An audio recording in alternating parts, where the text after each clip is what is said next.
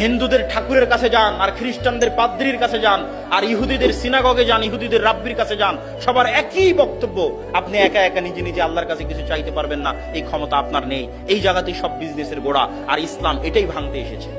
ইসলামের সাফ কথা, আপনি আল্লাহর বান্দার, আল্লাহ আপনার সৃষ্টিকর্তা, আপনার সাথে আল্লাহর যোগাযোগ ডাইরেক্ট। যত বড় গুনাহগার হন, যত বড়, আপনি কি ওর চাইতে বড় গুনাহগার যে 99 জন মানুষকে হত্যা করে 100 জন মানুষকে হত্যা করে যাচ্ছে আল্লাহর কাছে ক্ষমা নিবে চাই? এখনো ক্ষমা চায়ও নি।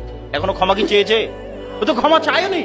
99 জন মানুষকে হত্যা করে একদম আলেমের কাছে গেছে, বলছে ক্ষমা চাই, বলছে ক্ষমার কোনো রাস্তা নাই, ওকে হত্যা করে দিয়েছে।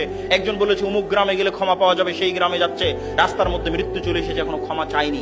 আল্লাহর কাছে ক্ষমা চাইনি এমন একটা বান্দা যে মাত্র ইচ্ছা পোষণ করেছিল ক্ষমা চাইবে, তাকে ক্ষমা করার জন্য আল্লাহ জমিনকে বললেন, জমিন এই দিকে হয়ে যাও, ওই দিকে হয়ে যাও। ফেরেশতাদের বললেন, যেই জমিনের দিকে, যেই গ্রামের দিকে যাচ্ছিল ওটা যদি কাছে হয় তাহলে তাকে ক্ষমা করে দাও। আল্লাহর কাছে যে ক্ষমা চাইনি তাকে ক্ষমা করার জন্য আল্লাহ কৌশল অবলম্বন করলেন।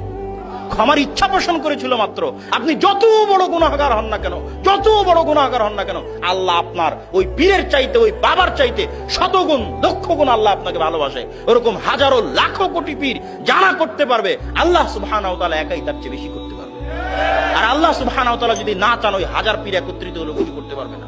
আল্লাহুম্মা লা মানিআ লিমা আতাইতা ওয়া লা মু'তিয়া লিমা মানাতা। হে আল্লাহ, আপনি যদি কাউকে কিছু দিতে চান,